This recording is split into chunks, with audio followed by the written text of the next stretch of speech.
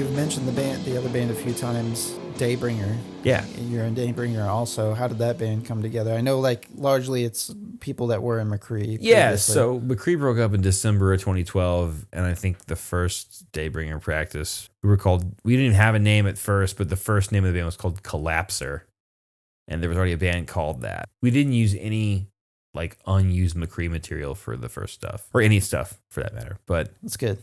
maybe, like, we knew we were breaking up, so I think the first time we practiced was, like, 2 weeks before the last Machree show was the first DayBringer practice. And it was just the four of us. Walsh hadn't joined yet. It was just the four of us. Yeah, the additional guitarist you have now, right? Yeah, no keyboards, no vocals. Just me, John, Brian, and Dan.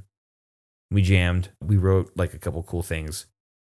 And we're going to ask Walsh. So like, hey, we want to do another guitar player. Don't know if we want to do vocals, but we definitely want 3 guitars. And we wanted it to be like kind of weird, like angular, heavy rock. So we did that practice 2 weeks before and was like, this is cool. Yeah. We'll keep doing this. And then we just kept rolling with it. And then Walsh joined. We were practicing at the basement of the food bar, actually. Oh, okay. Fister was too, but we at the same time, like we both, DayBringer and Fister, both moved to Maplewood to encapsulate to start practicing. All right. We recorded Gemini, Fister did. And that interim of time, it was like, okay, well, Foo Bar, we're going to move out of the Foo Bar basement into Maplewood because it's close to where we live. Gotcha. Like more centrally located, a little more like stable practice situation. Like it was getting crowded in that basement with like, there was like 3 or 4 bands practicing down there. Yeah, and that's crazy. Dude, it was like, it was like 20 by 80. Did you film some clips in that space for one of your videos in Fister? And encapsulated, in our old practice space. Okay, we did the video for Life is Short. Yep. Yeah. That was all iPhone 6, by the way. Hell yeah. All the band shots were iPhone 6. Worked out well. Kenny edited some video in there from, captured video from yeah. Open source video, but the rest of it was all iPhone 6, man. DayBringer, kind of, what's the idea there? I know you're doing something different musically in that band for sure, even though you're still playing guitar, but... Yeah, no, I mean, heavy instrumental. Like, we didn't really have... Like, we were kind of already doing thinking man's rock, I guess. This is the best way to put it. Yeah, I hear you. Like, it was an extension of, like, what we were doing with Machree. Like, Machree was, like, heavily influenced by what we were coming up... When I was, like... Again, kind of shooting back to like when I was in college and stuff. The stuff I was listening to in college, like Code 7, Hopes Fall, Caveman, Thrice, right?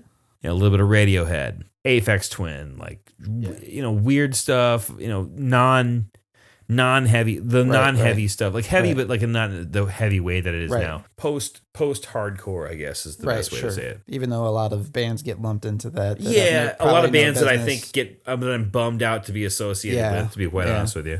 I hear you. For me, it's like that era of music got a bad rap because like so many rad dudes made that kind of music and went on to make other music, and that they get like bands like Hopes Fall. I think Hopes Fall is for sure. They still make music, which is cool. Yeah, which caught me by surprise because I forgot about them for a minute, and they came up on my like daily playlist or whatever, and I was like, oh shit, it's what they were gonna do, and it's cool, and I'm way into it. But like, I just don't make that kind of music anymore. It's weird. It's weird. It's a shift, man. It's fucking crazy.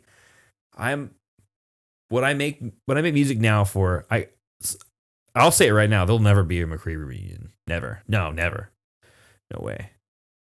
I'll never make that kind of music in my life ever again. Not that I'm opposed to it or that I feel like resentful towards it, or if I feel like outgrown by it. It's just not who I am right now. Yeah. Like I just don't like this. It was good. I agree with it, and I still think it's good music, and I still think that there is good stuff within that, good regular guitar riffs. Right.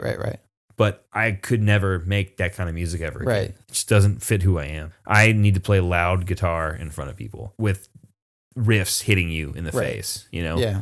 And that's really what, like, it goes down to. Like, with not needing a front man, it's more, for me, it's like, I got a guitar, I could play riffs simple enough to sing over it. Right. Or I could write riffs that like someone would want to sing over it. That's not a front man. That's like I playing an instrument or something like that. Yeah. Or keeping the band dynamic small. It seems large band, large groups of guys in bands. Because for being a working band, like for being a working dude out there, like on the road and shit, like the less mouths you got to feed, the easier it is less to overhead do. For sure. As stupid as it is to think like that, like I mean, if you're gonna book multiple shows in a row and you only have 3 people in your touring party, you could buy groceries and eat and sleep on friends' floors and make good money. Absolutely. Good enough money to where you're probably not missing your job at home that you're not getting paid time off for. Yeah. You know, or if you do have a job that you're getting paid time off for, you're getting a little bonus, a little kick, you know, because you got your shit together, and that's how it goes. But that's like I mean, that's kind of the idea that we took with some of the bands that we were in and shit too. It's like Michael, at one point it was Michael, Ridge, and I, and then at another point it was just me, Ridge, and Jake. You know, it's like every time we tried to add somebody else to it, got, I don't know, weird, convoluted, strange. Yeah. And it was like, you know, it always came back to us. We were the dependable people to play together. So like the dependability makes a difference too, in like having the people that you have in your band, and then you can predict what each other's going to do. Right. Yeah. And then, you know, that chemistry too that you have, whether it's natural or it's been built over years of playing together too, is sometimes, you know, a huge deciding factor with who you're playing with too. Yeah. I mean, I've been playing with the guys in DayBringer for fucking 15 years. Right. I know what these guys are going to do front to back. You know? Walsh, I've known for almost 15 years too, on top of playing music with him for the last 10. Yeah. You know, almost 10 years. How did you know Walsh prior to him being in the band? Just locals. Yeah. St. Louis dude. The guys in the band knew him before. Yeah. He was in a band called The Rise of Science. I didn't realize he was in that Crimson band. Addict. Yes, I do remember them. The other name of I didn't realize that was the same guy. Yeah, they well, no, Walsh joined them way later. Way later. Yeah. Way later. Yeah. Walsh joined them after they're called The Rise of Science. Yeah. Okay. Man, I feel weird putting that name back out in the internet. Yeah, I know.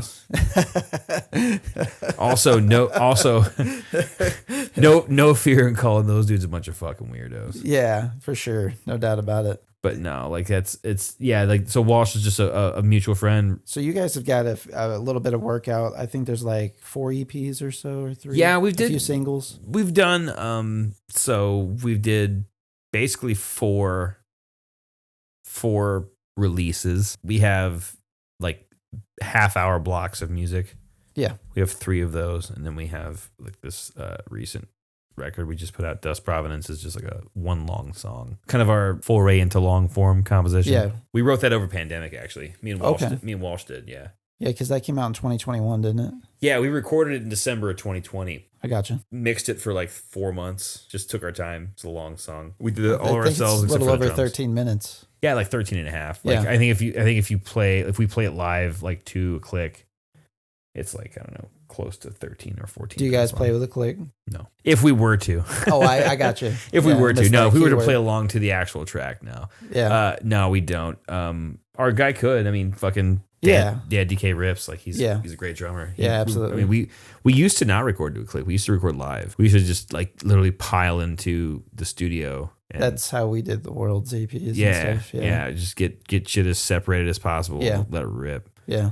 And then our third record, Parallelism, we got in there. We're like, okay, well, we want to do some layering stuff. We want to do some cool mixing stuff. When you say you guys did it live, did you go back and do any additional tracks? No overdubs. Oh, nice. No overdubs. It was straight up just like performance. Like Obey the Sun, the first one, and then the other one's called No Rest, North and South. Okay. That's the other one. Those are both totally live. Yeah. I didn't realize that. Yeah, totally live. Mixed. Yeah. I mean, mixed and shit, but no overdubs, no punch-ins. You can tell sometimes when it's recorded live in the sense of the energy that's brought. Yeah. And, that's the tempo changes and things like that. That's why I brought the live tracks for this thing, because like in some respects, it's almost like an old hardcore approach to recording. Yeah. For sure. Yeah, I mean, the live stuff, like I think that's the real measure of a good band. Yeah. If you can play live absolutely. and captivate people. And absolutely. If you have a fucking reputation as a terrible live band, like, what the fuck are you doing? Yeah, for sure.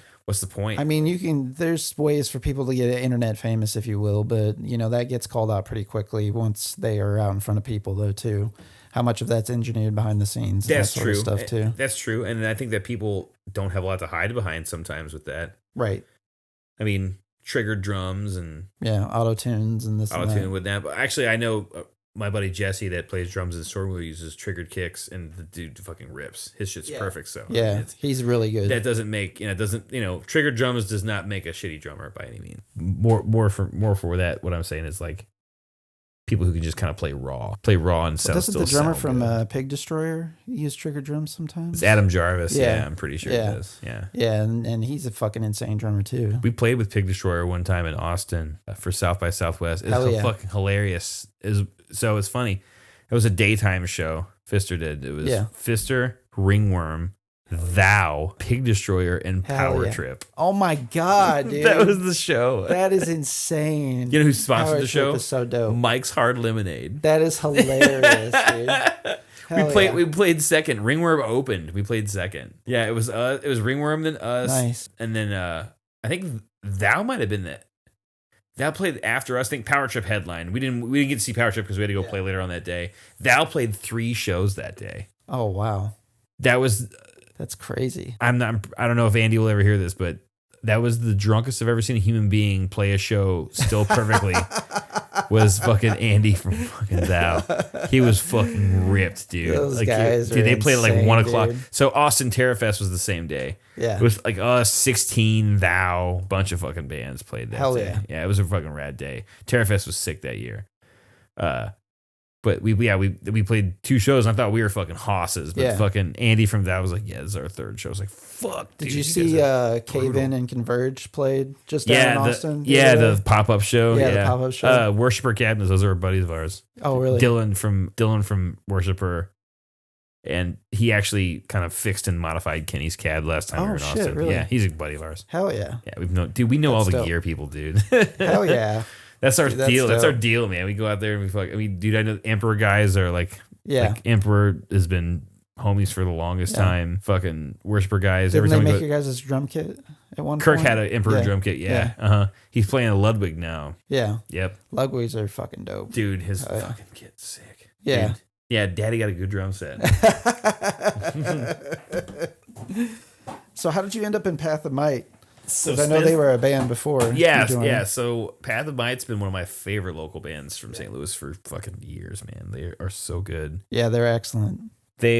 Before they got Joel, who is their synth player now, they were a ripping 3-piece. Like, it was just absolutely like super heavy, psychedelic, intricate, cool guitar parts. Yeah. Spencer's a great fucking guitar player. Derek's a mind-blowing bass player. Adam's an incredible fucking accurate, hard-hitting drummer. Yeah. They're great songwriters. They're great musicians. And like, I've been envious of those guys for a long time. Like, I've been a big fan of them for a long time.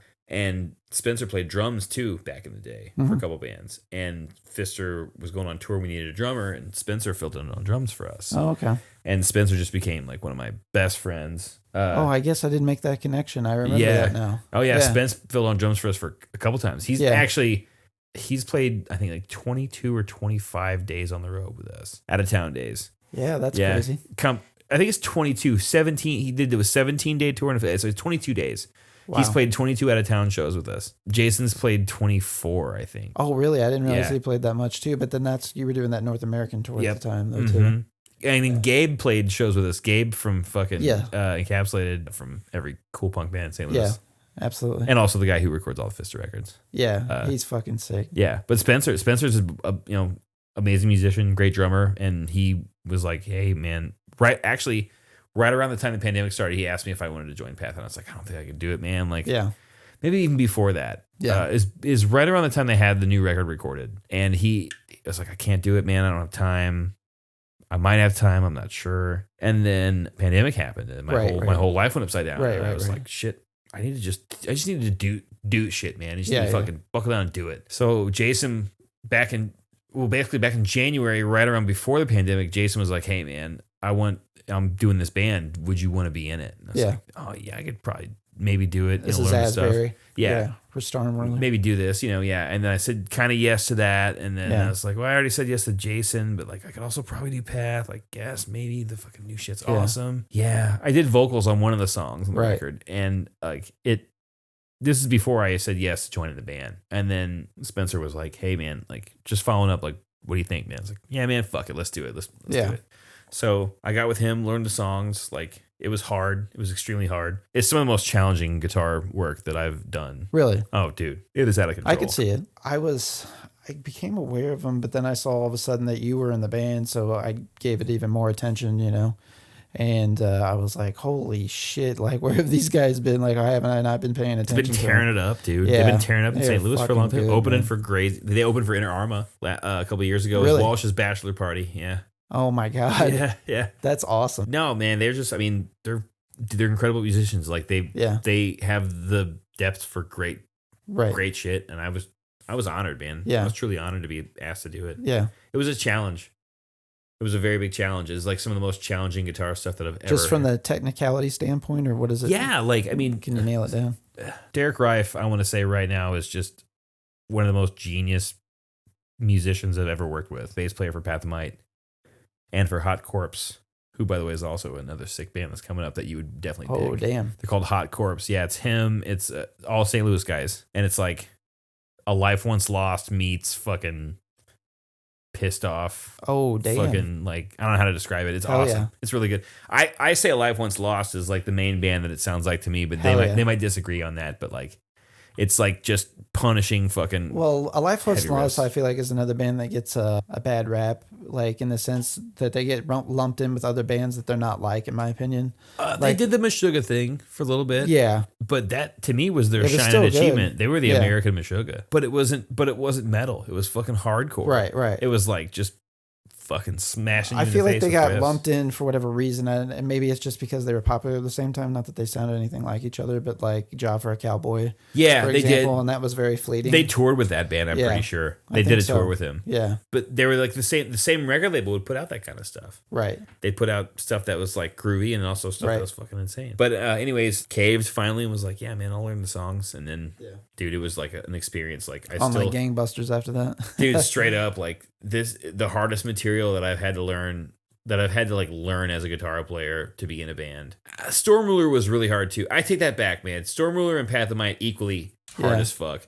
I learned a lot of wild fucking shit. I crammed my brain full of a lot of content. What I found, like when I advanced musically, was like whenever I was playing different types of genres or having to force myself into maybe playing something that I wasn't so familiar with or in tune with in the past. So like I think that's kind of what you're doing too with the three different bands, is the three different sounds that they're all going for and the musicality that goes behind it too. It's all heavy riffs, man. Yeah. It's all heavy riffs. Like, that's what I'm all about. Yeah, for sure. That's like what it all comes down to, man. Just play heavy, loud fucking riffs, make them sound cool. Playing guitar is the thing I'm the best at, I think, in my life. And I mean, not even, I on a scale of what people could be good at guitar, I don't know how good I am at guitar, but I just like playing it, man. I just like, dude, there's something, it just makes sense. It's like one of those things, like you just sit down and do something that makes sense. Like, I like, with Fister, like, I don't even know how I even decided that I even wanted to write music like that. Yeah. Compared to what I used to write. Sure. Never thought I would ever do stuff like that. Sure. And then I find myself just turning it into rock and roll. Yeah. It all comes full circle, dude. Absolutely. It all comes full circle. Yeah. Everything I'm doing is just rock and roll. Because I know you guys are all like really into older rock bands too, like ZZ Top, for example. And I love ZZ Top. They're one of my favorite favorites. Band. Really? I think ZZ Top is my favorite band. I think I can go on record as saying that ZZ Top is my favorite band. The first 5 records.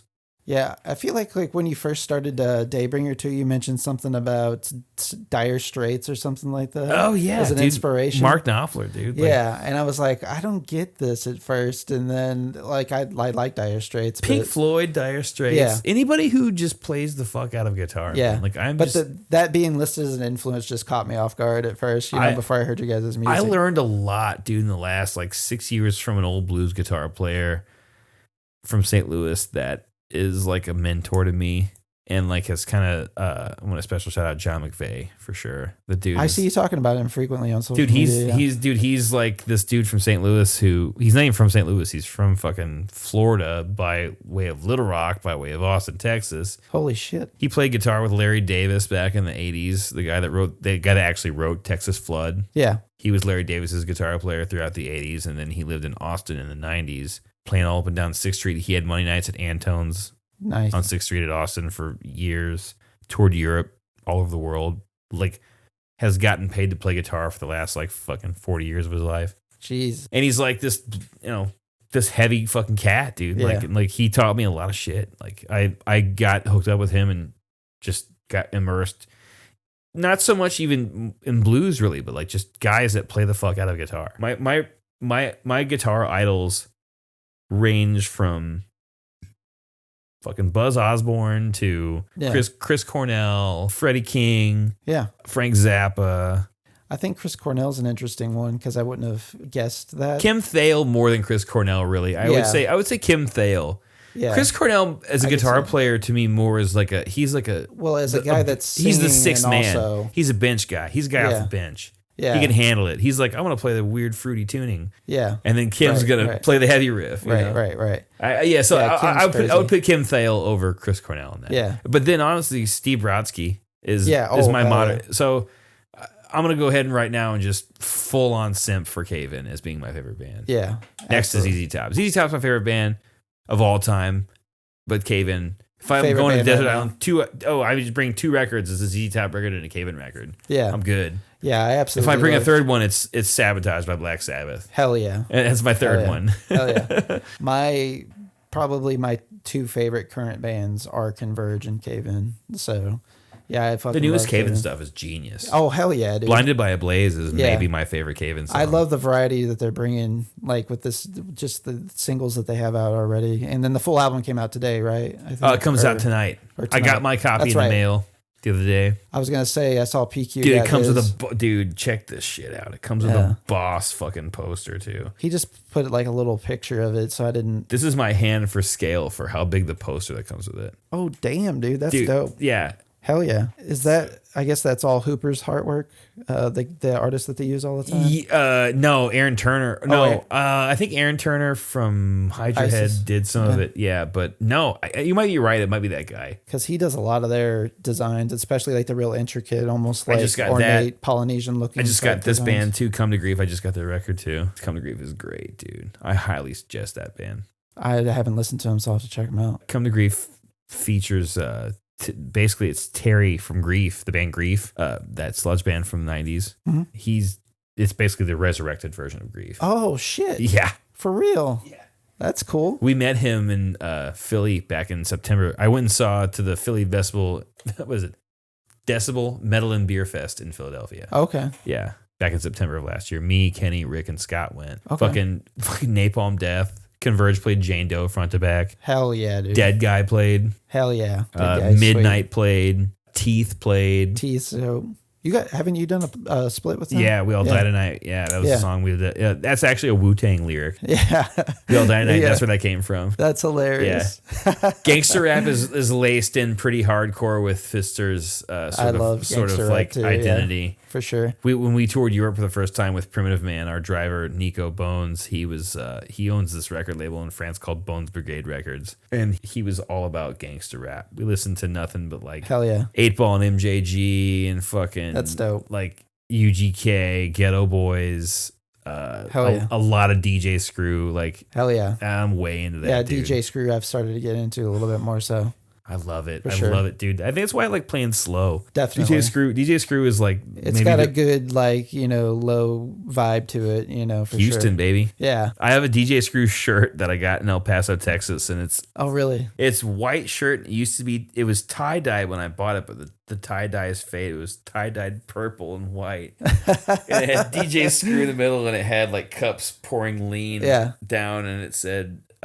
rest in peace, Screw, and then it said on the top it said SUC Screwed Up Crew. Apparently, awesome. Like Screwed Up Records is like you can go there still in Houston. Oh, really? Yeah, but apparently they're like the prices are exorbitant. Oh, that's crazy. Like they're just. It would be cool if you could do it though, just to say. I mean, I'd go. Fuck yeah, dude, I love it, dude. Kenny almost bought this Mystic Styles fucking like huge fucking flag. Oh shit. Yeah, but we do that. I'm super into that shit. Anything slow and sticky and heavy, dude, give it to me. I was happy to get, this isn't necessarily in the same wheelhouse, but I got an MF Doom shirt the other day. I love he's the MF master. Dude. Yeah. He's the best. Like whenever he like announced like much after the fact that he died, I feel like. Yeah. Wasn't it like months perhaps? Something like that, yeah. What is it? I was like totally shocked, you know. Capitalize the letters when you spell the man name or whatever. Yeah, dude. Fucking big shout out to fucking the man. Yeah, he's fucking rest in peace. Rest in peace, dude. Dude, I remember watching Adult Swim like back when I was still living at home. Like that was my introduction. Danger Doom. Yeah. All the Adult Swim stuff. Like, dude, his genius is unparalleled. He did a collaboration with Mr. Fantastic. That's really, really sick. Yeah. Rap Snitch Knishes. I think that's the name of the record or the name of the song. Dude, it's like maybe the best song, like maybe the best rap song I've ever heard in my life. It's fantastic. It's incredible. Like he's another guy that got overlooked, I feel like. Yeah, he's starting to get a bit of a cult following again. But I think the cult following was always there. His death shook people, dude. Yeah, and I think it like really like ignited the cult following that was already there. Because MF Doom was a genius for 20 years. The guy was obviously like maybe the best mind in rap. I mean, maybe ever. I loved his infusion of like old school, like nerd cultures type stuff in his music, of course, like especially like old Marvel comics and shit like that, you know, like a lot of comic culture infused into his music. He was a person that I think would try to enlighten people within the culture of shit they weren't really into. Sure. And be like, kind of like hey, you know, we don't got to always do this. We can do this. We can check this shit out. Like I think he bridged the gap for a lot of people to kind of like cross pollinate themselves on like what they're into. Absolutely. He really made people aware of shit because like people who were listening to his music, that was like they weren't comic book people at all. Right. I think his musical ability sort of superseded his cult of personality. Right. Because like people talk about his rapping, talk about his genius, like how good of a vocalist he was and how good his ear was and how good he was able to pick a beat out of nothing and like sort of make it cooler with the way he fucking spit over it, you know? What's kind of interesting too is kind of the overlap of like old school rap too and some even hardcore, especially as it progressed in the late 80s and like the early 90s. Like the more commercial, there was more commercial stuff, but like all those guys are into the same stuff. Ice-T, for example. Dude, you know? all those guys are into the same stuff. It was a musical identity that everyone could get onto because everyone who was into the hard ass shit in the late 80s, early 90s were into the same thing. Right. Gangster rap and fucking hardcore. And a lot of the things were about like police violence and brutality and things. Who got hassled more by the police in those days? Absolutely. Punk rockers and fucking rappers. And Absolutely. Like, in a music scene sort of way. Yeah. In a music scene sort of way. I mean, socially, obviously, we know who's been being fucked with. Absolutely. But like, I mean, in a music scene way, like Henry Rollins talked about it for years. Right. About how, absolutely, you know, it was not safe to be a punk rocker or how it wasn't safe to be someone that, if you looked at them, especially somebody like him, he was very abstinent too. And that, he was for the fucking culture. He was down. Like that dude did not like take a joyride on his fame whatsoever. He was not. He was never enamored with his own celebrity. No, he never was, and he never took himself for granted. Right. And I feel like he always like knew what he had going on. It was like, okay, I'm a guy that people are listening to. Yeah. I should set an example. I should do this, I should do that. Like for sure. He bought did you know he bought Fister records one time? No. Henry Rollins did, yeah. No way. So he's like an avid record collector, right? Yeah. And Violence, the 10-inch records, it was a 5-piece set. Each movement had its own variant. Yeah. So when we released it, this record label from Columbus called Magogical Records did 5 variants, one for each movement. Different color vinyl, different color cover, all screen printed. Everything. It was limited to 500 copies, 100 of each copy. Yeah. Now I think the cheapest one on Discogs is like $400 to get just one of them, I think. But Henry Rollins bought it way back in the day when it was still available. He like checked out the web store or whatever, and he's an avid vinyl buyer, and he like bought it. And the guy who owned the label like sent Kenny a message. He was like, "Hey man, I think Henry Rollins just bought your guys' album." That's awesome. And apparently, like he did. And then Kenny emailed him, and they were emailing back and forth. Really? Yeah. So we had that weird sort of contact with Henry Rollins there for a little bit. That's fantastic, dude. And the sad part is that we went to see him in St. Louis. He did like a spoken word show. Yeah, and it was awesome. It was really cool. But like the opportunity just didn't like Line work up out. to Like chill with him. I don't know if he texted Kenny or he emailed him early in the day. It's like, hey, I'm doing this, I'm doing that. I don't know if I'll be able to do this. If I can, we'll do this. And it just, just didn't work out. Right. We gave him a like a super rare copy of one of our records and stuff. Yeah. And like he eventually like reached out to us again. It was like, hey, Yeah. shit happens. But yeah, he bought I'll get you the next bought time. one of our records. Yeah. Dude, that's fucking cool. Yeah, and he just out of nowhere, like the dude, like the guy, the record label was like, holy fuck, I think Henry Rollins just bought one of his records. That's insane, dude. Mm-hmm. Like my brain can't even wrap around that being a possibility ever happening, like what I would do in those situations. Yeah, then Kenny like emailed him back and forth. Yeah. He was like talking to Henry Rollins for and a couple weeks. Yeah, that even makes it crazier for sure. Now, you've mentioned this a few times too, that you guys are gear guys for sure. And I want to talk about your rig a little bit for, dude, I'm my gear nuts out there. Man, like it's all about 100-watt tube amps, I think, are what the standard should be for if you're going to be playing loud, heavy stuff. Yeah. That's just my philosophy. 100 tube watts, 412 speakers. Get whatever combinations you like, play with what you like. Like I'm a humbucker guy. I'm a Marshall Plexi guy. I use Stonecutter amps. It's basically a Marshall Plexi clone. Okay. Yeah. I didn't realize that's what it was. Yeah. This guy from Carbondale, Morgan, makes them called Stonecutter amps. Like he'll make you whatever you want. I don't know what his order situation is right now. Sure. But I'm sure components and things are hard to get right now. Yeah. But he's a no. I mean, I got that amp over 10 years ago, 12 years ago. Right around the time I did the Emperor thing, I got the Stonecutter amp. Yeah. I was like, kind of like, I want to play through handmade shit. Yeah. I want to know a human being made the guitar amp I'm playing through. I've never like really, like, I've bought a couple of different amps here and there that were like commercial amps. Yeah. And they've worked for me. Like I love Sun amps. Sure. Like they're absolutely. But hard to come by though. They are hard to come by. And in good condition. Well, I mean, if you know where to look. Ridge got a good deal on a Sun bass combo amp. Oh yeah. Used for a minute. Nice. For like, especially for practices and stuff. Dude, sometimes people don't know what they got. Paid like $80 cash for it. Dude, like, seriously, sometimes people just don't know what they got. Yeah. That's the best part about gear is like if you're like vigilant about it, like you can definitely like find cool shit. Yeah. Music go round.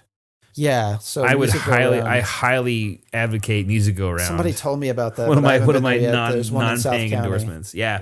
That dude, I bought a Sun Beta Power Plus there one time for $50. Oh my god. Yeah. 100 watts of fucking power for $50. Yep. I like perused their online listing initially, so that's what kind of turned me off because they didn't have like a ton of drum stuff on there in particular. But I was looking at guitar stuff. You've gone in there, the drum shit all over the place. Oh really? Oh yeah. Yeah. I but yeah, like half of it's a Plexi sound. Always wanted a Marshall Plexi. Loved it. Oh yeah. Fucking Michael had Kurt Ballou, fucking I mean, everyone plays Plexis. Yeah. Jimi Hendrix. Right. Marshall Plexi. Hell yeah. You know, it's the sound. Yeah. Billy Gibbons. Right. That's his sound, dude. Marshall Plexi fucking cranked. Ripping. Just actually cranked. And then the other half of it's a Sun Model T and a Stonecutter brand Sun Model T. Yeah. Which Stephen Brodsky cave in. Yeah, absolutely. Like, that's what I'm going for. I'm going for that tone. Like I've been chasing that dude's my tone current favorite guitarist without question. He's a genius, dude. Yeah. I mean, he's a modern genius. Like he's got like so much ability to like how he can even change and do stuff with other people. Like he did the stuff with Marissa Nadler. Yeah. And he's Emma Ruth Rundle. Yeah, Emmy Ruth Rundle, and he's like did the last. I mean, he's done stuff with Converge in the past, but did the last album full on. Yeah, he was a bass player for Converge back in the day. Yeah. Yeah. And then did the Blood Moon shit like a long time. He did like a weird collaboration a while back and then did Blood Moon recently too. Yeah.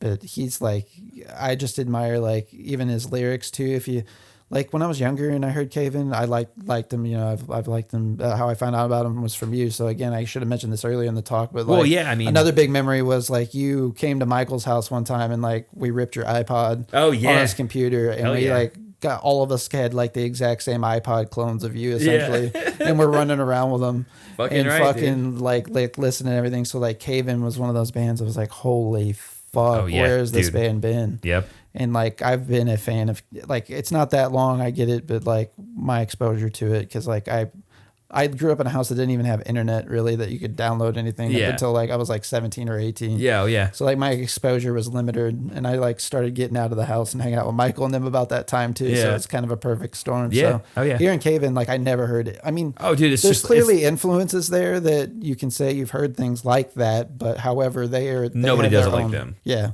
They have their own signature sound for sure. This is definitely gonna be a Caven Sim fucking podcast. Yeah, for sure. Like, give me the riffs, dude. It comes out, dude. It comes out at midnight tonight. I'm fucking definitely gonna listen to it. Hell yeah. Set my alarm and fucking wake up. The and new George Carlin documentary comes out on HBO tomorrow too. Nice. Yeah, they kind of announced it out of nowhere, and I started following his daughter on Twitter because she's been putting up a lot of family photos and shit. That's awesome. Too. And it's really cool. Like, I think he's one of the most he's top 5 comic underappreciated. Well, he's one of the most modern, like just like minds, intellectuals for sure. I would say like beyond comic, like just public figure. Especially like his later material started to get that. He's like Plato, dude. Like he's like a modern. He's like, dude. His nihility, like meeting his. He really does enjoy the finer things and the nicer things, like in the simpler things in life. For sure. I just fucking hated the excess and dude, I loved it. Like commercialism and the capitalism. It was inspirational, man. Yeah, for sure. And the way he would attack it was dope.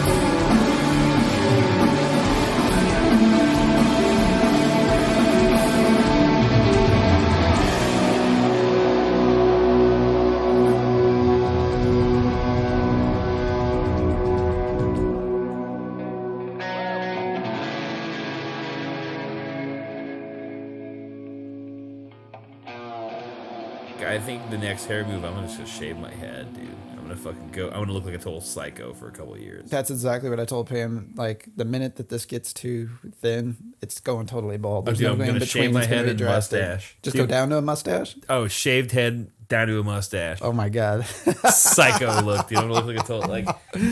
I have a Walter couple. White. I have a couple of friends. I have a couple of friends who have done this, who've gone down to shaved head and just mustache from being long haired fellas, and like.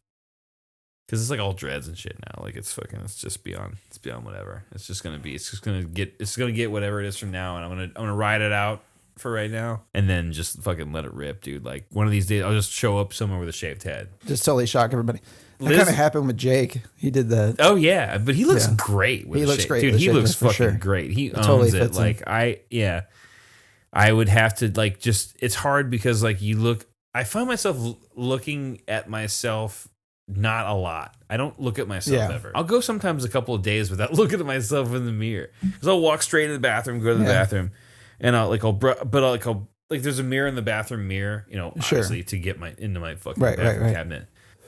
I'll like look at it like I'll be brushing my teeth, getting ready to go to bed, right? But I don't look at myself. I just brush my teeth, and then like every couple of days I'll look and I was like, fuck, oh shit, yeah, I look like that. Damn it. And it has gotten progressively like over and over the years, and now it's just like to the point where like, well, I'm just gonna let it go, because it's part of it was like a grieving thing for my brother too. Like I kind of told myself I was like, I'm just gonna like not give a shit about what anybody thinks about me at all for the rest of my life. Sure. That was like one of the things. Like I cared so much about like what people thought up until that point, and when my brother died, I was just like, nah, nothing kind of matters. Like I mean it. You know, I'm not trying to get like deep on that. Like I grieve my brother all the time. Like he's, miss him every day. It's not what this is about. It's more just like who I was like as a person. I was like, I don't care. Just gonna do my thing. Just gonna live my life and just who gives a shit? Like who gives a shit? No one cares. Absolutely. I've slid by and succeeded in everything I've ever wanted to do so far up to this point, and I have no quarter with anybody. Like I'm even keel with everybody, straight up face to face. Like there's no like any sort of like regret that I have for anything. Well, that's just a part of maturity too in some respects. Yeah, but, like we all go through things from grieving in particular too that, for sure, kind of change us and shape us in some respects. But I've always kind of subscribed to a theory, although like I don't know, I was always my biggest critic. Like that's where totally me too. Kind of focus in on, but but when you evolve from the self-loathing of just the surface area stuff to like the self-loathing of deep like personality stuff, once you graduate out of that, man, and you just get to the point where you're just like, I don't give a fuck, dude. Like I'm doing what I'm doing, and like that's just like what I want to do. Like again, I'm not a person to give advice to anybody, but if I would give any advice to anybody at all that would want to take it, it would be. You can really seriously do anything you want if you just don't give a fuck. For sure. Like if you want to do something and you have no options, that's one thing. But if you have options, like just do it.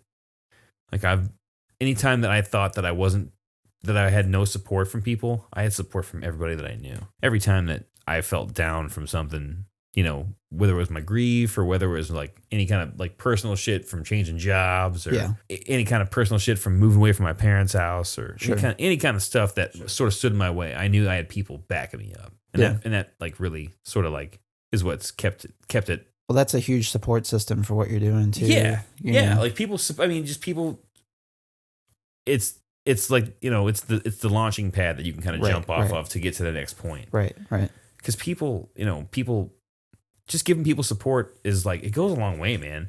Yeah, just even people being arbitrarily nice to you about the smallest thing. And with music, I've been very fortunate with people like digging what I do. And I've always just done what I wanted to do. There's never been a moment where I played a riff or played something because I thought that it would make somebody happy other than myself. That's not really the reason that you should play. Well, that's my opinion. I get that people play music for paychecks and that sort of thing. That's different. Session musicians, that's way different. That's different. That's way different. I think that there's that's the more 9-to-5 approach with it. The 9-to-5 approach, man. I'm talking about from the fucking mill area of Missouri, music music approach. Like, none of us were ever going to be rock stars from down here. The cool shit that I've gotten to do musically has been mainly because I care about it 100%. Right. I've always cared about it. I've never half-assed it. Never bought into bullshit. Never did shit that I thought was cool because somebody else thought was fucking cool because I wanted to fucking do it. What I like to do was well perceived by a lot of people, and it's been pretty cool. It's just been... And you're fortunate in that way, though. Yeah, very fortunate in that way. I fucking played a lot of shitty shows, man. Like, a lot of terrible shows. Like, I know. People around here can really care a lot, dude. There's some people out there who just don't give a fuck. Yeah, like, for sure. One time, when we were in the United Kingdom, we played in front of 9 people. In Leeds. Live at Leeds. That's our joke. Live at Leeds. 9 individuals. That's paid. brutal. We did not get paid that night. I would imagine not. How could? I'm in Leeds, United Kingdom. I'm fucking 6,000, 7,000 miles away from my hometown. From all the security and all the payment that I have, and we got paid $0 that night. My God. That'd be like one of the most vulnerable feelings. But you know what we did get that night? What's that? We got a couple cases of beer from the bar, added onto our tab. And the bartender goes, oh, well, we take this off just what you'd get paid for the night. And after 9 people fucking paid to watch us play that night, the bartender was like, oh, well, you guys drank 2 cases of beer, so yeah, I'm sorry, you're not getting paid tonight. I was like, oh, okay, we don't owe anything for the beer. He's like, oh, no, that was part of the agreement. It's like, cool. You at least got that, right? Sick. So 2 cases of beer, and then we just kept drinking. Because we had to get up really early the next morning because we had to get to... I think Leeds was the last night that we had to do a ferry the next day. I can't remember if we did a ferry the next day or not. I think Belgium was the next day. I think Brussels was the next day. So we had to do like a early morning ferry. So we had to basically get as drunk as we possibly could until like 2 o'clock in the morning. Holy shit! And then drive and get a ferry that we got on at 7 o'clock in the morning. Wow. Declare all our shit, do our passport shit. Yeah, like just the logistics of international touring. I'm just hearing about some of what my friends have went through and stuff. It's like, man, I would just have like a panic attack. Like, I haven't flown a lot in my life either. It's not as bad. You know? It's not as bad if once you get there and you're there for a while. Like, if you get to mainland Europe and you just chill in mainland Europe for the most part, you don't really got to fly that. I mean, the most flying we've ever done was the last time we went to Europe because we had to fly. That was a hellish fucking trip to get there, by the way. We had to take a bus from St. Louis to Chicago because it was cheaper to fly out of Chicago than it was to St. Louis. We saved like $500 each. So dig this, man. So 3:30 in the morning, we're leaving St. Louis to get to Chicago. Our flight from Chicago to, I think it's from Chicago to Iceland, then from Iceland to Finland because the first show was in Finland. I think we had like 7 hours. It was a 4.5 hour bus ride. 5.5 hour bus ride to fucking Chicago. I can't remember. It was early in the morning. 3:30 was our fucking bus call time. Bus call. Greyhound station. Yeah. Me and Kenny and fucking our buddy Alex all carrying. I had a guitar and my fucking pedal board and my backpack and my suitcase. We flew Southwest, so we got to check 2 bags for free. This day starts at 3:30 in the morning. Bus ride to Chicago. Get to Chicago. It's like 11 in the morning. It takes a long time. It takes like way more than like 5 hours. So our flight doesn't leave till like 5 or 6 o'clock. So we had to take an Uber from the bus stop that drops us off in Chicago to the airport. We get to Finland. Well, we get to Iceland after like 6 hours or 7 hours on a plane. We have an hour to change planes. We get on this weird shuttle. And we've never been to Iceland. We've been to Europe before, but I've never been to Iceland before. So we get out and it's just like nothing. It's just like desolate. Like the Reykjavik airport is like, there's nothing. You get out and you see shit, like nothing. Oh my God. It's desolate. It's like so far away from somewhere. Yeah. It's got to be like 20 fucking minutes from the city. I'm not sure how. We didn't go into the city at all. But we got off the thing, had an hour to get to the other plane. Fly, and there's with no sleep at all. Still no sleep. Oh my God. Fucking fly to Finland, get off our plane in Finland. The driver picks us up, drives us to the show. We check into the hotel, actually, then go back to the place we're playing the show.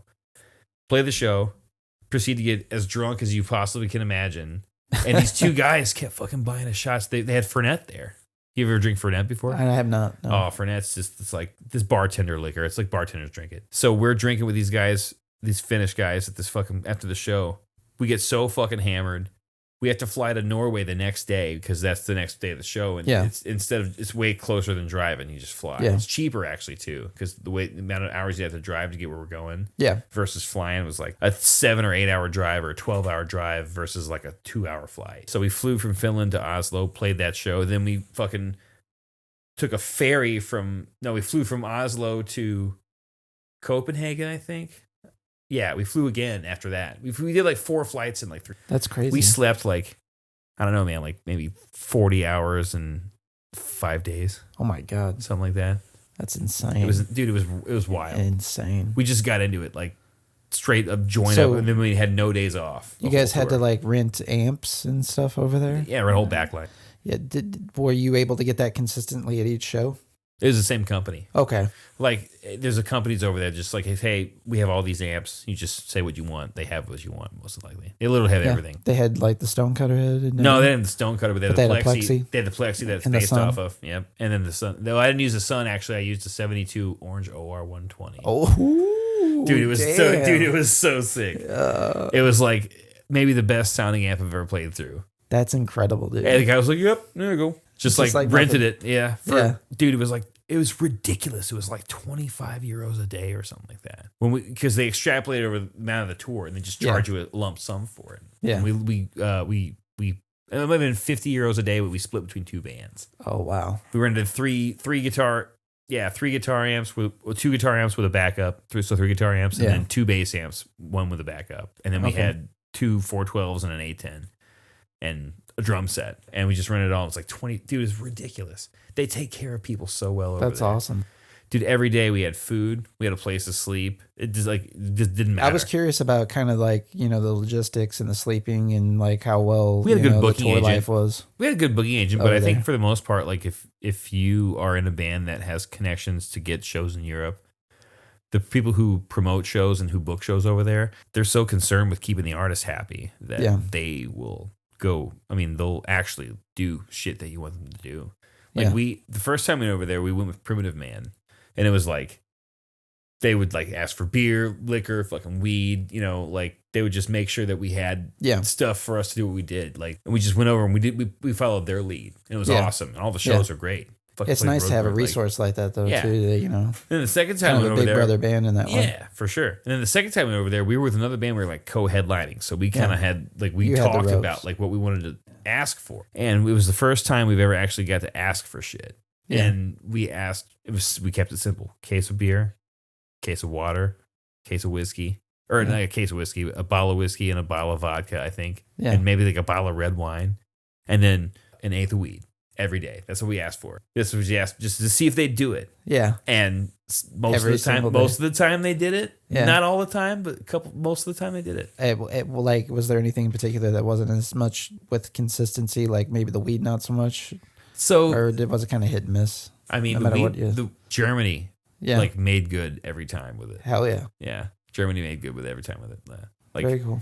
Anything that we needed, like Germany pretty much made sure we had. So like whenever you were touring over in Europe, was Germany some of your more favorite dates that you had, or was there other experiences? We had a lot of good times over there, man. Like most of the time, like, I mean, I know you played a few festivals too, right? We had Roadburn. Yeah, Roadburn is iconic. We did Northern Discomfort, which used to be called Heavy Days in Doomtown. Like, we've been very fortunate, man. I think Brandon actually saw you guys over at Roadburn because he was in Italy, and they flew up for one of their the first trips. time we went over there. Yeah, in 2015, the year you guys saw us in Denver. Yeah, well, I saw you in Denver. Yeah, that was the same year. Oh, was it? Because it was the first time we went out west. Okay. Yeah. But yeah, I know that year was big, dude. We went to fucking Europe the first time and then went out west the first time. Kenny's brother played drums for us the first half of that tour. Okay. Yep. Kirk flew into, I think, Portland. Yeah, Portland. Yeah. Then played the rest of the way. When I saw you guys in Denver, Kirk was with you guys. Yeah. Mm-hmm. That was the tail end. That was like the second or third to last day. We played like, I think, Kansas City the next day. Okay. Or maybe Colorado Springs. I think maybe we did Denver and then we just fucking drove straight from Denver to Kansas City the next day. Yeah. So you guys use a lot of touring agents and stuff, right? Or no, it's just one dude. Just Ethan for Primitive Man. Yeah. Oh, okay. Yeah, he's the guy. If we play anywhere other than St. Louis, Ethan books us. Yeah. He even hooked you guys up with your European stuff? Or? No, we do Doom Stars, the booking agency for Europe. This guy named Luke, he does this. Yeah. It's just it's a agency thing. So if we play anywhere outside of St. Louis, it's kind of cool because like it's weird because when I was younger, like when bands like touring bands talk to touring bands and shit, they talk about their tour managers and all their shit. And like I never really understood like what that all kind of meant and their responsibilities. And now like I kind of get it. Like right. But it's weird because like if we play in St. Louis, we can book it. You know, we do our thing. Like like for sure. That's what Ethan's cool as fuck because like Primitive Man is like a machine. Ethan is like one of the dude. I gotta shout out to that motherfucker because he's like one of the most. He's one of my favorite people in the world. He's one of the smartest people I've ever met in my entire life as far as like being a musician and making it work for you goes.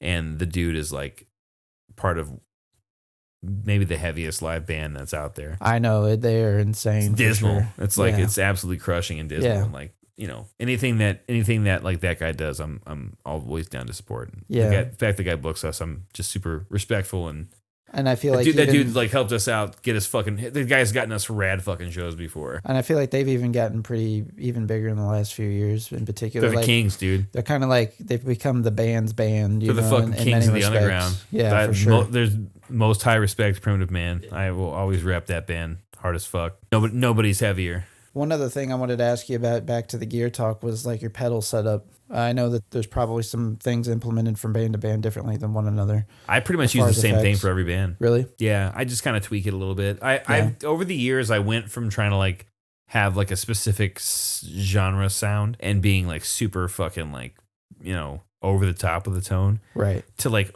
having a more controlled tone. Yeah. So like my amps, I've got them pretty much clean. And then I use a Friedman BEOD overdrive pedal. Mm-hmm. It's basically a preamp. It's a whole pedal in a box. It's the Friedman, the Jerry Cantrell amp, I think. Okay. It's like a hot rodded Marshall style amp, but it's an amp in a box basically. I got one of the orange ones. Box. Yeah, they're awesome. Yeah. I don't know if it's a Baxendall preamp, but it's a Friedman is the amp. You've probably seen that before, right? Friedman amps. So. Yeah. Yep. They're basically hot rodded Marshalls. Yeah. They're incredibly awesome high end amps, and this is like a pedal version of like one of their amps. Okay. Yeah, it's got like basically everything you'd have, like a full EQ. It's got like a tight knob. I run the gain all the way down basically for DayBringer and Path of Might, and then with Fister I bump it up a little bit.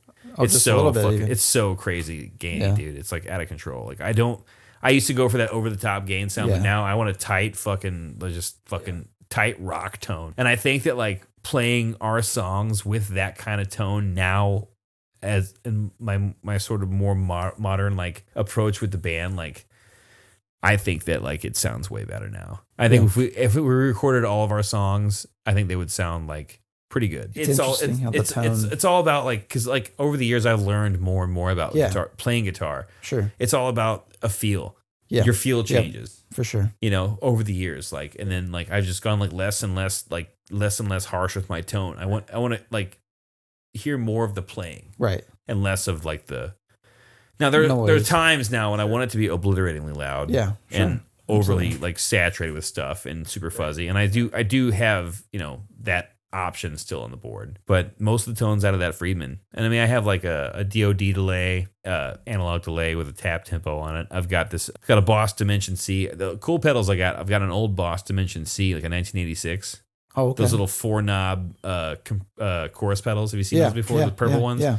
I found a fucking sick deal on one of those during the fucking pandemic. Really? Yeah. I got a really good deal on that. It's an 86. Where'd you find it at? Fucking eBay, dude. Oh, really? Yeah. Nice. Yeah. I got really into eBay during the pandemic. I get so sketched out. I came back to eBay, dude. I did. So I was like Craigslist for a while buying shit, and then I was like, Facebook Marketplace buy for a while, and like, dude, just go back to eBay. eBay's like so secure now. Yeah, I bought a fucking computer on eBay. That's awesome. So I have that, and then I have a Boss PS3, the cave-in pedal. Yeah. Hell yeah. I've had that pedal I've had that pedal for 15 years. I bought it when I first moved to St. Louis. Bought it for $60. Yeah, I love it. Yeah. It's beautiful. Now those fucking pedals go for like $200 on eBay and shit. Oh, yeah. Dude, I have so many like crazy shit that I've bought, like so much crazy shit over the years that I bought that like I Like I'm sitting on like so much money. Yeah. It's like, that's like my inheritance for anybody who wants to have it. Like, I hear you. Yeah. come murder me and you can have all my gear. Yeah. That's the price. That's my challenge to anybody. If you murder me, you can have all my gear. That's your dominance over me. I have a fuckload of rad loud shit. Come take it from me. You run the same live rig no matter what. Yeah, like so with Fister, I like to run 2 stacks, man. Like I have to keep it like, so the Plexi's 100 watts, the Model T's 200 watts. Yeah. Run them at the same time, live all the time. I don't do any switching back and forth. Yeah. Back in the day, we would used to run like a stereo setup where I'd run like half my stack on my side, half stack on Kenny's, and he would run a bass stack on my side and his side. I don't like doing that anymore. I like us just being our own independent. The sound waves too in the live experience. It's too festival setup for me, which I don't mind doing it. Like I don't shy away from it. I prefer to have all my shit on one side and all his shit on that side, because we're independent unit. Like we both, like whenever we're writing the songs, like I write the songs for 3 people, and then I don't write 2 guitar parts anymore. Like back in the day, I would like write 2 guitar parts to make up for that lack of not having another guitar player, and I would either track it with another amp or like another guitar, or something just to create some more separation with the sound. And then like when we recorded No Spirit Within, Kenny was like, "Man, you should just like double your guitar part. Don't do 2 guitar parts. Don't write 2 different parts. Just play it through both your amps. Double it. Like still play it 2 times, but play it through one amp, play it through the other amp, but play it the exact same both times. Don't do any weird double because shit. That will recreate your live sound."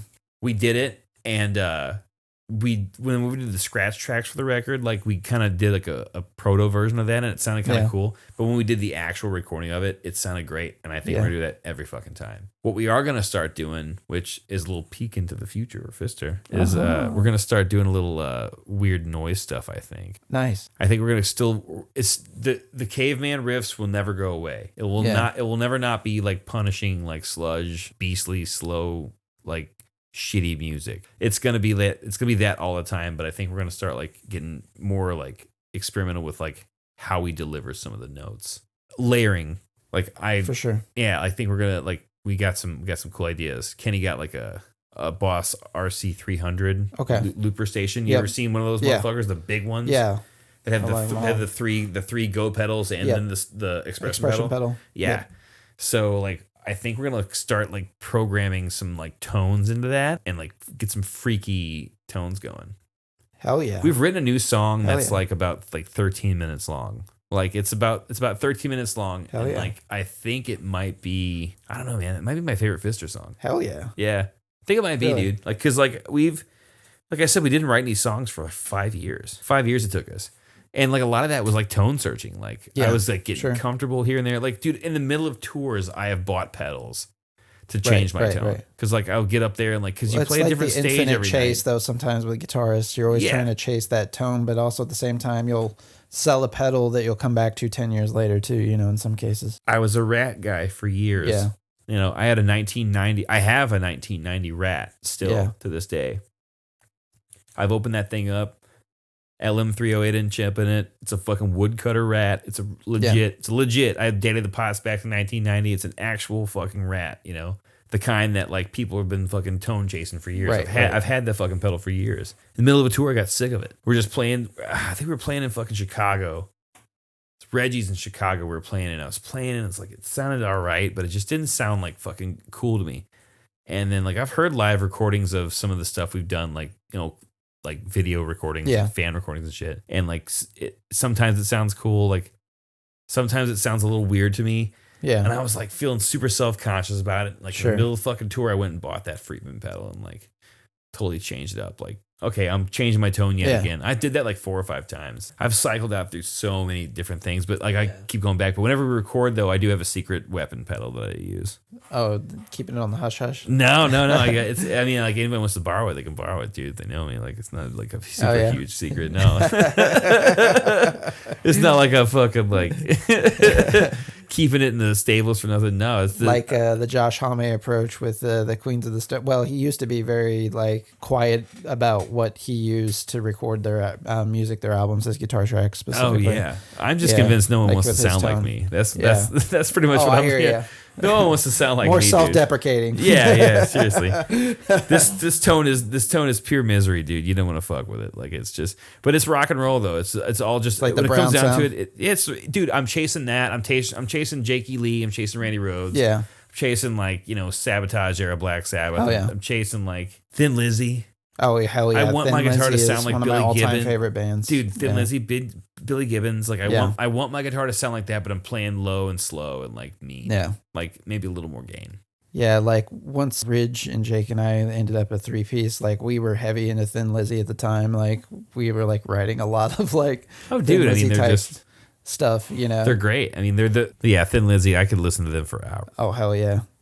I've got Jailbreak and I have Renegade on vinyl. Jailbreak was a re-release, so it's but it's at least 180. Record's a record, dude. Like, Yeah. You got it. Like to me, like I would obviously prefer to have the original, but I don't care as long as I have it on vinyl. Yeah, it's like the experience of me, the ritual of listening to vinyl that is sanctimonious to me. That's kind of my. That's kind of my I don't know, religion in some respects. Dude, totally. There's a ritual to it, man. There's nothing exactly the ritual that goes behind it. Taking the time to put a record on the fucking turntable, putting the needle on it Yeah. at the just right spot, hitting that sweet spot, Yeah. listening to it, and having nothing to do but turn that record over and listen to the other side. Then maybe put another one on and just do it while you're doing it. It's like, oh shit, the record's over. I gotta go sling it. I feel that, man, for sure. Like, yeah, like I love just having the opportunity to just sit and listen to it and do nothing else. That's why I don't know if it's making miserable, shitty, heavy music, but having us do shit on vinyl makes me feel pretty good. Like it's for people who actually like to listen to music. For sure. That's the kind of band that I've always wanted to be in with whatever kind of style of music I'm playing. It's all rock and roll, man. That's what it's all rock and roll to me. And if someone can get down to it and listen and have fun listening to it on a record on a turntable, awesome, great. Speaking of getting down on your stuff, you got any shows coming up that you can talk about? Yeah, I'll fucking drop the beans on some shows. There's actually only 2 shows, and they're both Fister shows. We got a gig coming up July 2nd, Saturday, at the Sinkhole. It's a 2-band bill. It's just us and Bastard. Oh, fuck. Yeah. Yeah, I love Bastard. Yeah, so we're going to do a Invade the Sinkhole, just 2 bands. Hell yeah. Yeah, let it rip. I've wanted to see a show at the Sinkhole, and I haven't yet. Dude, come on up. It'd be a great night. Hell yeah. Yeah, we'll fucking bring it out. It's just 2 bands, so we're going to do kind of a longer set. That's cool. Yeah. Hell yeah. Both bands are just kind of let it breathe. Yeah. Isn't one of the guys from Lion's Daughter in Bastard? Yeah, Scott. Yeah, Scott. Yeah, Scott from the block. Yeah. Okay. And then Jason from Storm Ruler. Jason Asberry's the drummer. Yeah. Jason, Bastard. I had him on the show a few weeks ago too. And we touched on Bastard a little bit. We were primarily talking about Storm Ruler because it was right before they were going out on tour. Oh, dude, yeah, for sure. Oh, then Storm Ruler was dude, that was the most, like I said, the Storm Ruler and Path were the 2 most challenging bands. But dude, learning that Storm Ruler shit was insane. It is nuts, yeah. Shout out to that Jason. Dude, Jason's a fucking dude. Shout out to those boys. He's seriously one of the most talented musicians I've ever met in my entire life. I'm telling you right now. And he's now, only in his early 20s. that man humbled me. Yeah. Dude, that man humbled me on guitar for fucking months learning that material. And I'm still honored that they took me out on tour and dug my playing and stuff. It was hard, but I pulled it off. Yeah. I pulled it off, and it was the most uncharacteristic guitar playing that I've done. Sure. I think ever in my life. But it was cool though. I felt honored that he wanted. Well, I felt honored that he wanted me to step so far outside my my wheelhouse to try. Sure. He thought of me that highly to try to do that. For sure. Absolutely. And it was a challenge for sure. Yeah. But dude, big respect to those guys. Love them. I played with Jay in a little Irish cover band to make some music. Killer. With Casey Reeves down here. Oh, nice. For a minute. Yeah, so he's told me about that. Me and Jay, we hooked up. It was kind of one of those instances, reminiscent. Not that I played with him, but he was. I think one time he was playing. Some kid had tried to open up a venue in Park Hills, and it was one of those situations a new venue's gonna open. And nothing ever came of it. We kind of get typical around here after the Rock House closed and Barbarino's stopped doing live shows. Man. So Jay was up there practicing drums, and I was there to buy a PA or something like that. Yeah. And I said something to him man, I like your playing, but he was 12 at the time. Oh, dude, he was really young. He's been a savant for years. And I was man, you're already better than I am at your age. And just from that moment on, we just ran back into each other until we started we did that little cover band thing. But Jay's an awesome guy and an insane musician. He played anything and everything well. Like he played upright bass in that. So yeah, you know, and that comes with its own challenges and styles that you have to approach upright bass with. Dude, like I said, man, truly humbled as a musician. Like you think you're hot shit and you see this fucking dude like rip you the fuck up. Yeah. The kid, dude, we brought him on tour. I can't call him a kid. He's a fucking man. Sure. Motherfucker's a man. Yeah, he is. There ain't nothing definitely. kid about that human being. For sure. Let me continue this Jason simping to just like we're on these simp modes. Yeah, we're just full simp mode for Jason right now. Let me just tell you, that boy, that ain't no boy, that's a man. Yeah, for sure. So, anyways, took him on tour. Never really been on tour that long before. Dude handled it like a fucking professional. So, I mean, that's it was funny because he was talking to me too. Like, you know, he was very, you know, revealing about like, he's like, oh, I didn't know what I was doing and that sort of stuff. But like, you know, like it seemed like he had a good time. Obviously, everybody's, you know, chill with each other up there. Yeah. But he learned so much from that experience just by rubbing off on him too to kind of prepare for this tour too. He talked a little bit about that. We didn't put him through hell, man. Like, I mean, we brought him out with a mutual respect to him. Like I knew the dude could handle it. Like it was not like a grueling sort of thing. Yeah. Like, we didn't sleep on too many floors. Like we did sleep on Matt Pike's floor though. Hell yeah. Yeah. Did he tell you about that? No, I don't think he did. He didn't tell you about that? I don't think so. Oh shit, dude. Yeah. No. So like we in Portland. I can't believe he didn't bring it up. No, Matt Pike lives in Portland, right? So we played there, and Matt Pike's wife is a friend of Andrew Ryder, Riggs of Doom, and he was like, "Hey, if you guys need a place to stay, Alyssa Pike fucking says you guys can sleep at their house." Holy shit! So we fucking stayed at Matt Pike's house. And, that's awesome. I got pictures of fucking dude. I slept like fucking 15 feet away from his Grammy. That's hilarious. Like, dude. That's insane. Yeah, here, hold on. It's like right here. Yeah, dude. I assumed you guys were tight with the Riggs of Doom guys because I've seen your stuff on there several times. Riggs of Doom guy. Guy. It's one fellow. I got you. Yep, that's Andrew Ryder. He's a good dude. He's one of the best dudes ever. Shout out Andrew Ryder, Riggs of Doom, holding it the fuck down. Riggs of Doom, they always have very interesting stuff on their social media feeds. That's what started. Yeah, there it goes. Yeah, or that's Matt Pike. That's Matt Pike's fucking Grammy. That's on hilarious. His mantle. that's one of his JCM800s, and that's awesome. He has this garage attached to the back of his house that has all his jam shit in there. That's his 9-string guitar. Dude, he's insane. That's his dog. Got a picture of his dog. Yeah. Yeah, this is all before the show too. We fucking like dropped off our shit and like she gave us a whole tour of the house. Dude, we slept there that night, came back and like just ripped. Dude, bowl after bowl after bowl after bowl. Hell like just getting high. I was like, I gotta get higher as fucking Matt Pikes. He wasn't there. I mean, he was out of town. But shout out to Alyssa. Hell yeah. Fucking, she's a tattooer also. She fucking does a tattoo artist in Portland. She's fucking rad too. She's also in Lord Dying. I didn't know that. Bass player for Lord Dying, yeah. I did not know that. And has done a bunch of other stuff around town too. Like fucking just been killing it in the game for a long time. But yeah, she fucking hosted us that night. And yeah, I did. I slept 15 feet away from a Grammy. That's wild. Yeah. You know, at first when you said Grammy, I thought you were talking about it like his elderly mother or something. No. And then I remembered, oh yeah, he does have a Grammy when you showed it to me. Like, I'm standing at Matt Pike's kitchen, you know. Like I might as well his roast Grammy's in here flipping some, you know, melted cheese sandwiches. No, yeah, that was like just like Andrew fucking Ryder made that happen. Like he just like hollered us like, hey, like these guys need a place to stay. Yeah, and Jason's with us and he's like, this is what you do on tour. It's like we don't really stay at Matt Pike's house every time. But this time, yes. But this time, yes, we are. I'm sorry. Yeah, so that's what's up. So you talked about your show coming up on July 2nd. Yeah, and actually the night after that too, we're going to Rock Island, Illinois with Bastard for a little festival, Wake Brewing. I don't know. They haven't announced it yet, but that's what we're going to do. Right on. I don't think Jason will care if I say that. Have you guys ever played at or been to True Brewing? It's out in Colorado. Yeah, Denver, yeah. Yeah. It's on the little Broadway, so like the cafe is on the same street as True.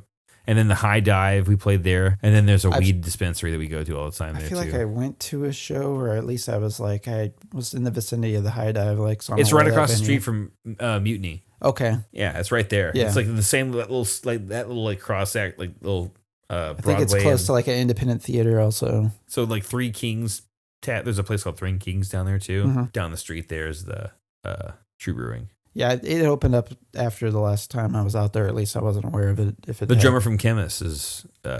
I was wondering if there was a connection there. Yeah. Zach. Okay. Whenever Brandon came out for Ridge's wedding, he brought us all like true brewing stuff because Nice. we went out there. Yeah, initially. if you're a touring band, you get free beer. Oh shit! I think you might get That's dope. a free beer, Hey. or they also like just might get you drunk. I'm not sure. We went. We had one. Yeah, I hear you. Fucking shout out True Brewing. Fuck yeah. Oh, you talked about the other shows in Illinois. Yeah, What about Rock the Island, other Illinois. bands? It's a little fest. It's like we did a little thing last year there with Wake Brewing, and it's gonna be basically another thing of a fest. It's just unannounced. Like I don't know if I'll get in trouble. I'm sure we won't get in trouble with it. Who gives a fuck? It's just shows, man. Just come out to it, man. I hear you. Come out and watch For us sure. play. Yeah, no doubt. Yeah, but unannounced July 2nd at DayBringer got anything coming up? No, we're writing right now. We were kind of writing a new record. Our schedules are a little weird. Guys travel. We all have weird work schedules and stuff. We still practice once a week. Usually like to manage once a week practice. Yeah, just writing, man. Like getting stuff together to do another full length. I think we have about like 20 minutes of stuff. Okay. Yeah, like maybe like 20 or 25 minutes of stuff. Is the single that you already put out, is that just going to be its own standalone single, or is it going to be part of Dust that? Providence is just a one-off thing. Okay. We thought about making that like the beginning of a new record, but like we're not going to do that. Yeah. We're going to do like a whole other thing. I'll play off the air. I'll play you some stuff. Right on. Yeah. We have a fucking cool couple little things we're cooking right now. Hell yeah. Maybe like I said, like maybe 20 minutes of stuff right now. We're going to do maybe a full record though. Yeah. We got dads in the band. You know, you're a dad. Yeah, You know how it goes. I know how it goes for sure. I'm the only non-dad, non-married guy in that band. Oh, really? Yeah, but me and Liz have been together almost as long as Brian. Most of their... Yeah, Brian and his wife, they've been together like way longer than us, but longer than those guys. So basically, I'm a non-dad. It's got to kind of feel weird to be in the minority in that situation. I'm the oldest guy in the band. I'm the oldest guy in the band, and I'm not a dad. That's wild. I know guys my age that are fucking grandpas, dude. Yeah, I know it's a thing. I don't know anybody in that situation specifically. Dude, but I know guys that wild. are my age and younger that are grandpas. That's crazy. It's hard to imagine that that's a possibility. But like I guess I got a few friends that had kids when they were like 17, so the age difference would be very similar. Dude, yeah, I mean, like he's 34 and his fucking oldest kid's 18 years old. That's wild to think of that. That's a possibility, dude. That shit happens. I know, man. 33-year-old grandpa, dude. That shit blew my mind. That's crazy. That's not even the same dude. It's another guy. Right. It's another guy. That doesn't even sound right. He's a grandpa when he's 33. His kid, who was 17, had a kid.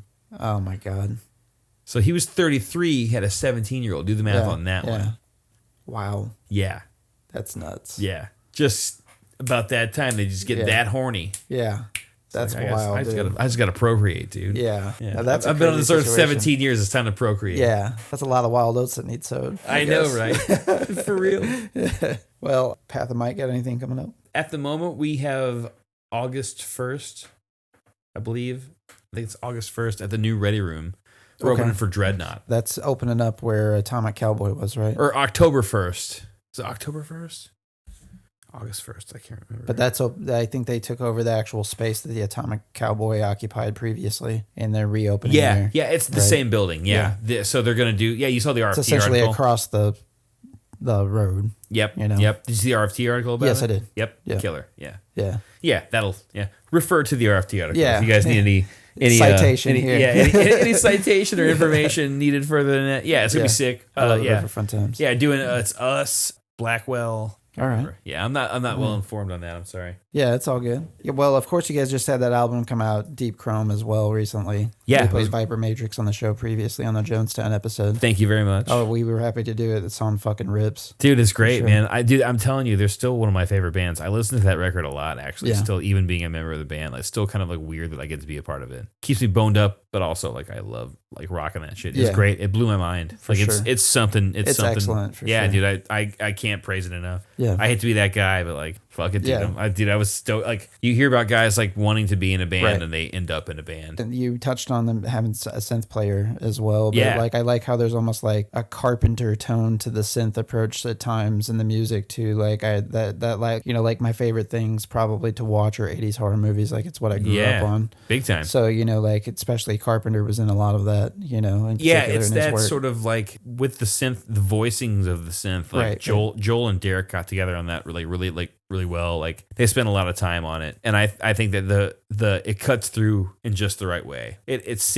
not overbearing though. It's not overbearing at all. Synths can be a lot of times. I mean, you can hear 5 things happen. I think it's definitely a big star of the show on the record. for sure. Yeah, and absolutely. they did a great job on it, man. And I had nothing to do with the record other than vocals. That's it on one part. And it's funny too because you're playing it live now. Damn it. Well, I don't even do the vocals live. Spencer sings my part. Oh, really? Yeah, it's weird. It's like I would like. So it's funny because one of the reviews that we did that they did for the record, I can't remember which one it was talking about the vocals, and they mentioned me being in the band. It's like, oh, then Marcus does vocals on Armitage the whole way, Armitage. I keep saying Armitage. You can tell I'm the fucking new guy in the band. It's Armitage is how you say that, by the way. No, Spencer does vocals the whole, beginning of the song or whatever, and they think it's me because I jump in like halfway through his part and do the rest of the time. But it sounds so similar because he was like, just kind of like do what I was doing. I was like, because this is like in the middle of the pandemic. It's like July of 2020, I think. I was like, I don't want to go. I can do it in the studio. I can do it in our practice space. Yeah. I have a computer. I have a fucking microphone to do it. I borrowed a microphone to do it and fucking set it up and did it and like did my best. I did vocals in fucking months. Blew my voice out completely. Yeah. Like drank like fucking 4 beers, like ripped like 5 or 6 shots of tequila. I was just like 45 seconds worth of music. Yeah. I'm in there for like 2 hours, like just getting sauce, like trying to loosen my vocals up to like get the death metal sound that I wanted to do for this thing. And like it ended up working out really well. Gabe fucking turned it into a brutal part, and now they think Spencer's part and my part are the same. That's funny. And everyone was coming up to me at the show and was like, dude, good job on the record. I'm like, yeah, man, thanks. I'm not on it except for some vocals. I just learned it. Yeah. That's hilarious. And like I said, man, it was a fucking challenge, but like it really, like that show was great. Like all the bands were awesome. Like it was a great showing of the local fucking talent that we have in St. Louis. Like we're blessed with a lot of good bands. I hate to use the word blessed because I'm not a fucking what the fuck blessed. What the fuck? Why that's do we a use Southern that word, colloquialism. It really, we are very fortunate. There you go.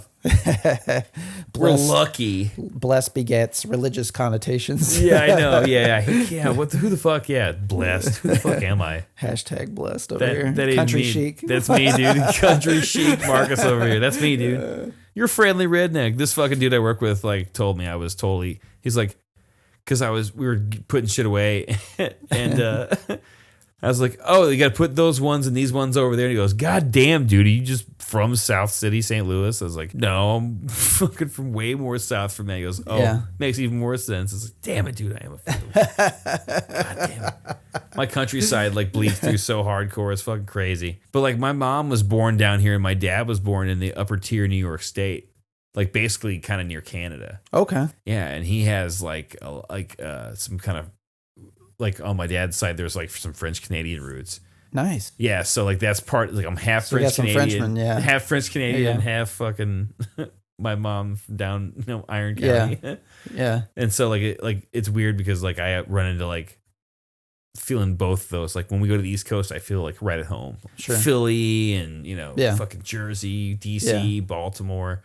New York City, especially, like I fucking feel I love New York. I know you guys have gotten a chance to play like at St. Vitus too, which like that would be a dream venue for me. And I know Jay just played there, and Nathan just played there, Landold, who I talked to too previously. Dude, it's my favorite U.S. venue that's not in St. Louis. Hell yeah, it's like so accommodating to the artists, like even if you're just a band playing there, because they have regular I mean it's huge. It's like it's the place to play if you play in Brooklyn. Like it's dude, Nirvana, the reformed Nirvana played right the Nirvana fucking after party fun show where fucking all the celebrities showed up there, like Anthrax played there. I think all these bands have played this place, and it's small, and it's tight and it's exclusive and shit, and like it's just been cool to be a part of up there. Yeah, and like I know that the layout's a little bit better, and I obviously haven't been there and you have, but it feels to me like that, like when I see it on videos and stuff, the feeling that you got from the old Creepy Crawl, like it was very it's like a bigger DIY, more family. You can't get on the sides. I know it's bigger. Can't get on the sides. So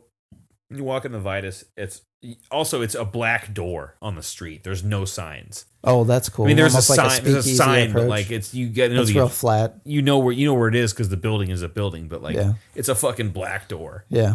You walk in, bars on the side.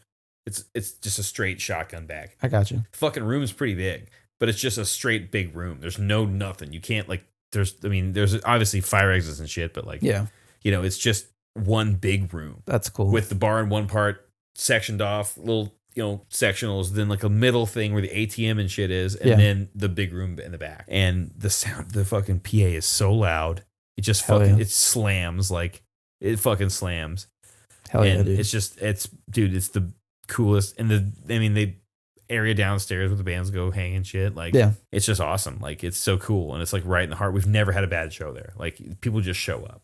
If you play there, people will. Have you played there several times? 3 times, I think. With Just Fister, right? Yeah. We played there in 2013 with Lion's Daughter.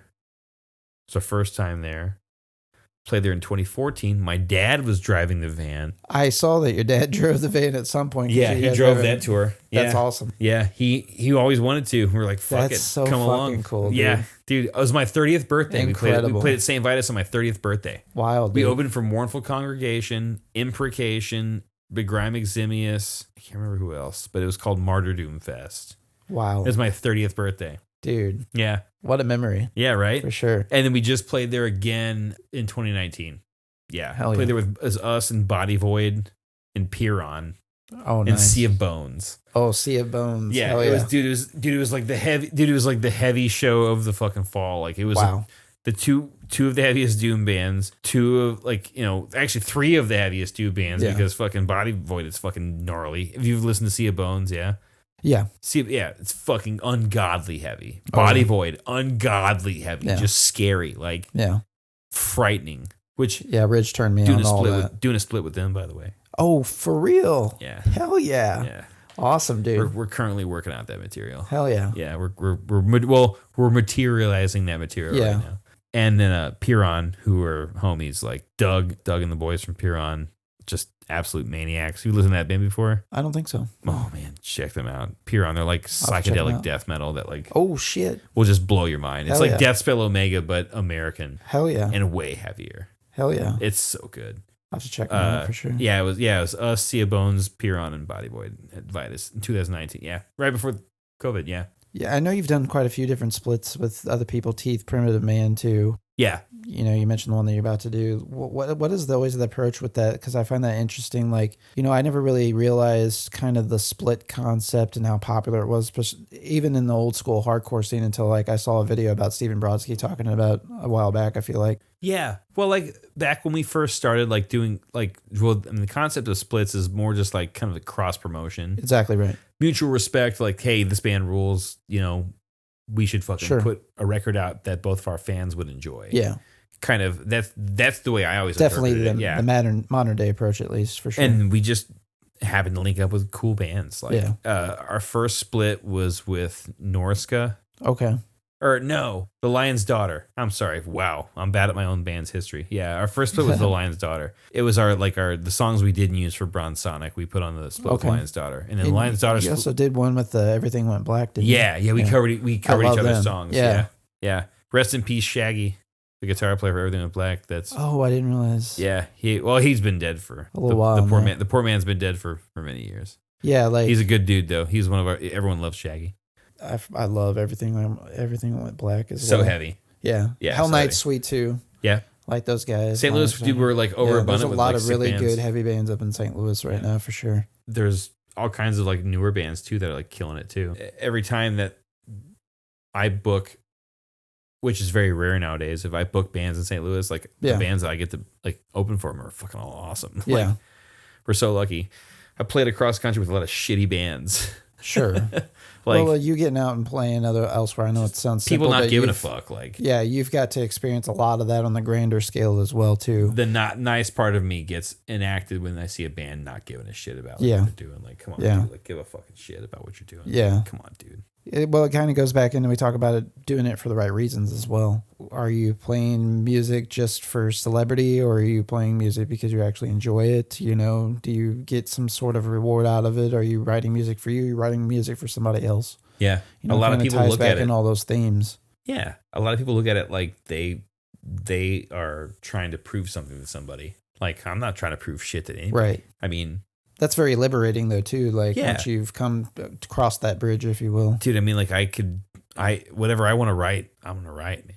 Like, it's never been like a question ever. Sure. Even back in the day, whenever you get offered shit by stuff, like when I was young, way younger, like that, those are the days where when you're super young and you're in a band, you think about how can I commoditize myself? Like how can I make myself into a commodity that people want to listen to with how good I am at what I do. What you're good at is exploited because you can churn it out at a high fucking volume. Right. As you get older and people like care less and less about that, you sort of like you decay. You sort of like you degrade and you decay. And what you are able to put out is like not as pure.